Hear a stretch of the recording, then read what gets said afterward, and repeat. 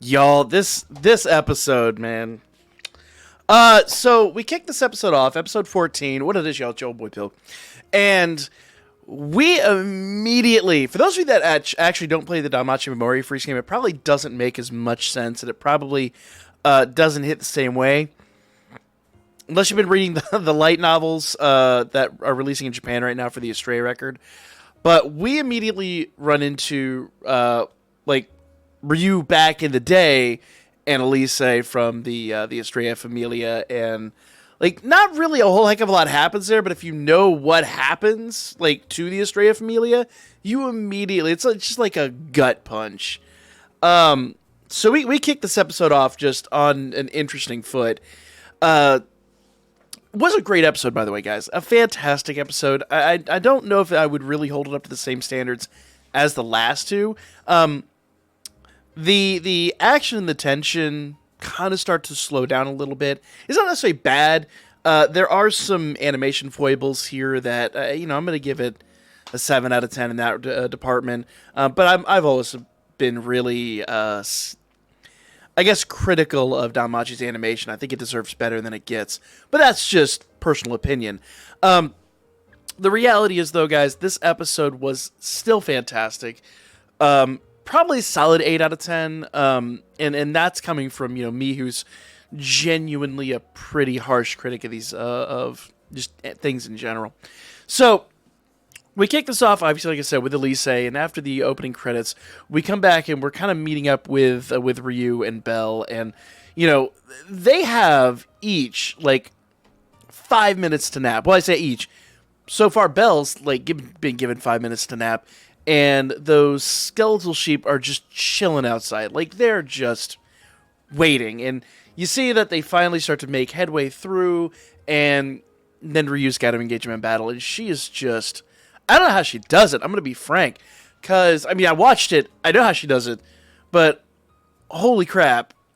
These two are just beaten down. Like, it is raw. And I mean, just...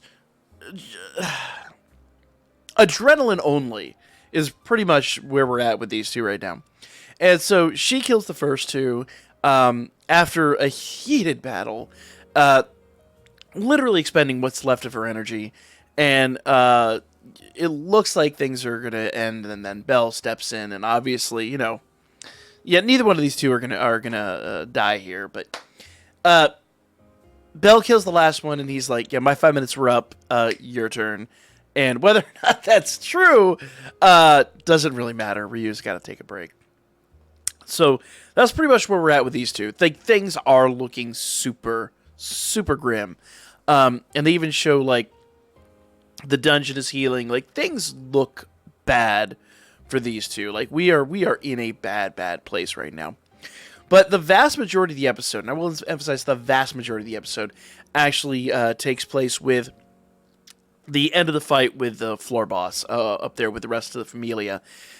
We do get a little glimpse of the Estrella fam. Just here and there, they kind of like sprinkle it throughout. And it's really interesting. Like, obviously, you get to hear Elise's voice. If you watch the end credits, we're actually going to get Kaguya's voice. We're going to get Estrella's voice. We're going to get Lyra's voice. I think those are the main ones that we're going to actually be able to hear. But unless they just, those at least the ones that are credited at the end of the episode. So they are getting ready to drop some major bombs on us. And it's going to be both amazing and gut-wrenching when they do. Though the reality is we're not going to get the full... I really, really hope in my heart of hearts that the Astray record novels get like either a movie or maybe like an OVA or something. Like, they've got to do something with those stories. We're going to find out a little bit. You do get some glimpses of that early on, but I'm not going to dwell on that too much. But the end of the fight with the floor boss is super interesting. So obviously, they have to hit on the whole Haruhime thing again. And yeah, Haruhime is just engulfed in flame. Like, she is just absolutely coated in flame that we've already seen, like, literally turns anything it touches to ash. Like, this is a super hot flame. And, obviously a magical flame too on top of it. And, we do see Haruhime emerge from the flame. They never really explain in the episode. I know it's mentioned in the light novels, but I'm not going to go into that. We're not going to go too deep into the discussion there. But it feels a little cheap. It does feel a little bit like plot armor. I wish they would have explained a little more.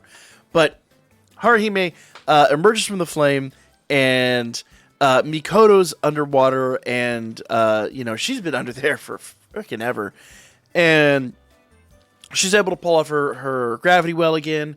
Welf is able to literally hoist Oka up into the air with the last grips of one of his magic swords. Literally, the sword shatters. Oka's up in the air. The gravity well hits, and Oka comes down and just cleaves one of the heads straight off. It is epic. The fight is phenomenal. I'm gonna go watch it again. This whole season, at least the last 3 or 4 episodes of last season, and everything we've had so far in this season has just been incredibly epic and so rewatchable. Just can't say enough good stuff. Fantastic. And then, of course, that leaves one head left, and Haruhime does her level boost, and Aisha takes out the final head. Great. Awesome. But we're not out of the woods yet. The ceiling is crumbling. And it takes forever for us to get it. It's like literally half the episode, the ceiling's crumbling, and they're trying to figure out what to do.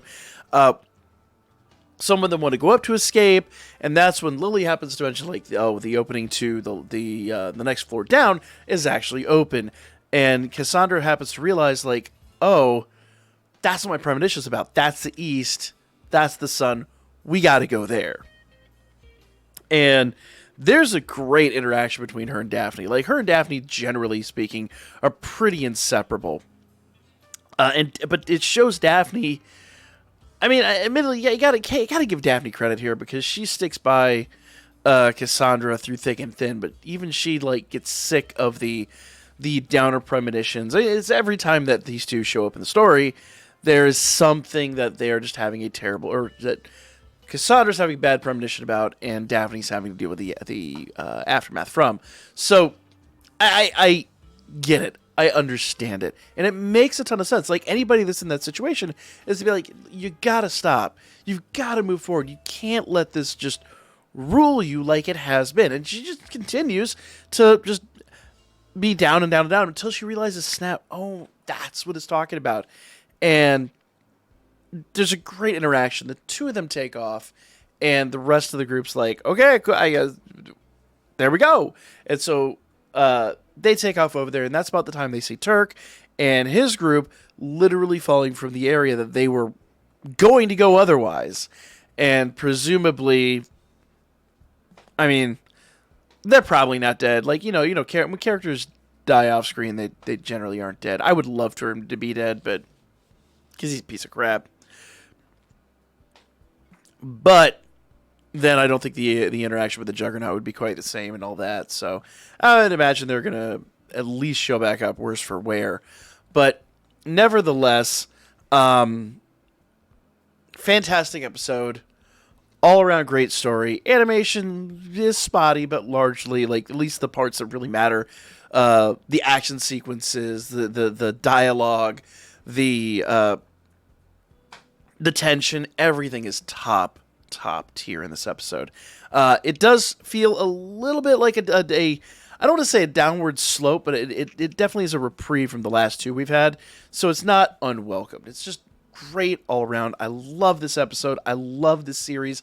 I love this season. It's hard to say that this is the best season yet, because every season just gets better and better and better. This really is, as cliche as it sounds, the best season yet, and the best episodes that we've had so far, even if it is kind of, starting to chill out a little bit from the hype of the last two. We've got to eventually go somewhere. And that at the end of the season, we're going to have that big showdown with Bella and the Juggernaut. I mean, it's already basically been teased in the opener. So we're just going to ride it out from here. I'm looking forward to next week's episode. This episode was wild. I came into this with high anticipation. It was all paid off. 90% paid off. 95% paid off. I still would like a little more explanation of the Hime's situation, but Mikoto's situation made a ton of sense. I love the way that they worked together, that they banded together. Just phenomenal. Can't say enough great stuff. I'm going to go rewatch the episode right now, in fact, guys. Like, comment, share. Let me know what you guys thought in the comments down below for absolute certain. I'd love to hear you guys' comments on this, and I'll catch y'all in the next one.